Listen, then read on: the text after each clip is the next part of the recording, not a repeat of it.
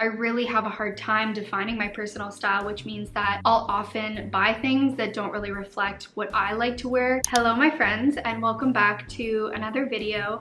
Today is a really fun video, if I do say so myself, something a little bit different for this channel. But I realized recently that although it's something that I do literally every single day, getting dressed continues to be something that is overwhelming to me and sometimes even fills me with dread. And there are so many reasons for this, from having clothing in my closet that I never wear to having things in my closet that are not a true reflection of my personal style and what that's evolved into. But as you guys know, if we're connected elsewhere on social media, I've been reading the book Wear It Well by Alison Bornstein, and there was one line in that book very early on that really stood out to me. It said something like, how you do one thing is how you do everything. As soon as I read this, it was like a light bulb went off, because I realized that my relationship with my style actually really mirrors my relationship with other aspects of my life, and more specifically my self-expression. Like I said, getting dressed is something that I literally do every single day and will continue to for the rest of my life. So I began to ask myself, like,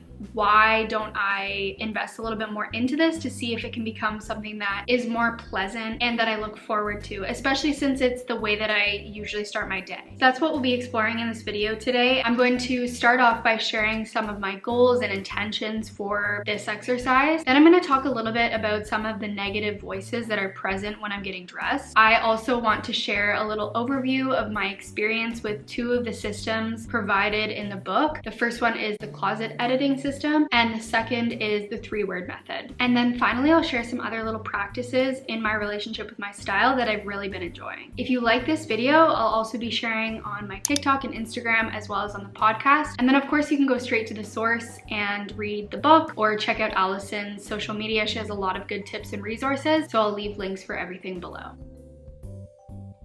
I want to start off by talking a little bit about why I'm looking at my style and my relationship with my style. The first is to simplify and systematize not just my closet, but also the process of getting dressed. And then more generally, just to enjoy the process of getting dressed. Like I said, especially since it's the way that I start my day, I want to feel confident in how I'm presenting myself to the world, and I want to feel comfortable in what I'm wearing. I also want to begin to build my closet in a way that is actually reflective of my personal style. I really have a hard time defining my personal style, which means that I'll often buy things that don't really reflect what I like to wear, but more so are trends, for example, or something that looks good on someone else. I also want to stop the cycle of mindlessly shopping, especially for things that I don't really end up wearing a lot. And then my final goal is to deconstruct some of the negative narratives that feed into how I dress myself every single day. So let's talk about this last goal a little bit more. One of the first exercises that she has you do in the book is to basically look at your closet and identify some of the negative narratives or voices that come to mind as we're considering the process of getting dressed. As I sat down to do this exercise, the first thing that came to mind is that caring about style and reflecting on your sense of personal style is just generally self-indulgent and frivolous. And obviously I don't want to be perceived in that way, which led me to not look at my personal style for a really long time. Another narrative is that there are certain aspects of my body and my appearance that are inappropriate and should be hidden. And the idea that I internalized from a very young age is that I am responsible for not being distracting to other people or enticing other people, in other words, men. But this is confusing because of course there's also the pressure to be attractive and dress in such a way that is attractive to men. And so this confusion, I think, led me to have a tricky relationship with getting dressed and just my sense of style in general. Another interesting dynamic is not wanting to appear too old. I remember a specific experience when this person that I was dating said that the outfit I was wearing to work was grandma-ish and kind of laughed at me and made me feel really embarrassed. But then of course, if you're working in a professional setting, there's also this need to not appear too young or too juvenile. So again, this kind of confusion in trying to find a balance between those two dynamics. I would say that the biggest narrative that I have surrounding my relationship with style, though, is that I don't want to ever come across like I'm trying too hard. I feel like I probably picked this up from my early years when, you know, trying hard was really embarrassing and you just wanted to appear cool and like you didn't care. And so that has really translated to my current relationship with my style, which we'll get into a little bit further later on in the video.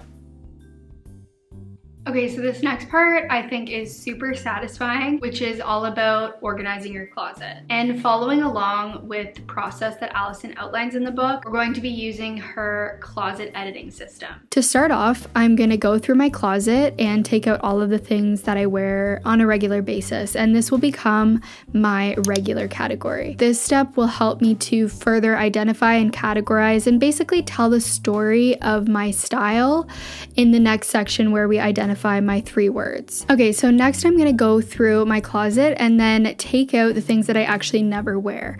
And this will become my never category. So maybe I'm choosing a lot of things that were trendy, but not really my style, so I never end up wearing them.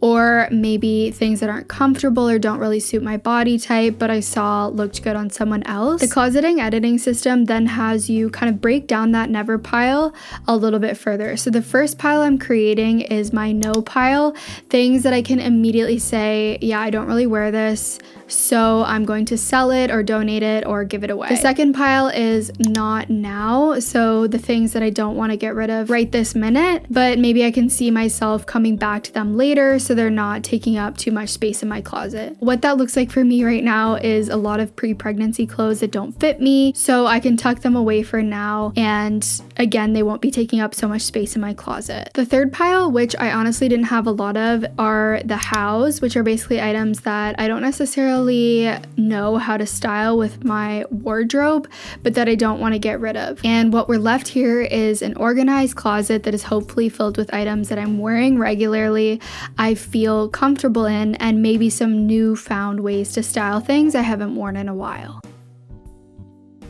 The next part of the process is probably one of my favorite things in the whole book, which is using the 3-word method to define and tell the story of your sense of style. And what I really like about this system is that it provides me with a baseline and sort of a foundation that I can begin to build my closet around. Okay, so the first word is just going to be a reflection of my current style. Looking at the regulars I pulled out in the closet editing system section of this video, I'm going to look at those pieces and define my style. What I notice as I look at my closet is I see a lot of outdoorsy fleeces, sweatpants, sneakers, leggings, thrifted t-shirts, baseball hats, and even cargo pants. So that leads me to come up with the word sporty or casual for my first word. But my second word is more of an aspirational word. So what do I see future me dressing like?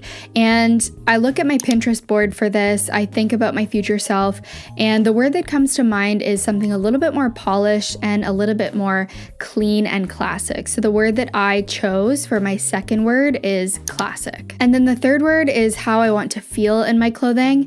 And the most obvious word for me here is just comfortable. It also really helped me to add in a few additional words that kept coming up as I was going through my closet. So one of them is oversized, and I think that feeds into the comfort piece. Another is neutral, so I was noticing a lot of neutral colors: gray, beige, black, navy, white. But with that said, as I was going over my Pinterest board, I realized I was saving a lot of things that had a bright pop of color somewhere in the outfit, usually in the accessories. So maybe a bright colored hat or scarf or pair of shoes. With that said, my words are sporty or casual, classic, comfortable, oversized, neutral, and pop of color. Some final thoughts before we close out. These are a few things that I've also been doing that have really helped me to get a little bit more connected with my sense of style. So the first is a social media edit. Similar to how I cleansed and curated and organized my closet, I want to do the same with my social media feed, especially with those that I follow specifically for style inspiration. I'm going to start to remove and unfollow people who don't really reflect my personal sense of style, because I find that seeing a lot of these types of people very often makes me feel pressured to dress in that way. I'm trying to really focus on following people who reflect 1, 2, or even all of my words. And then another thing that I've really been enjoying is creating Pinterest folders with inspiration for each of my words. So I have a folder for the kind of casual casual sporty vibe. I also have a folder for the classic vibe. I also have been creating folders for combinations of each of those words. I have been focusing on saving things that I already have in my closet so I don't feel pressure to go out and buy a bunch of new things. So that is the video for today. Like I said, if you enjoyed this video, I also shared a series on TikTok and Instagram, and there's a whole podcast episode that is either out already or will be out that I go into a lot more depth about this whole process. So again, I hope you enjoyed. I'd love to hear your thoughts. If you have your 3 words, I'd love to hear what they are. I think this is such a fun and interesting way to approach style. Thank you as always for being here and watching this video, and I'll see you in the next one.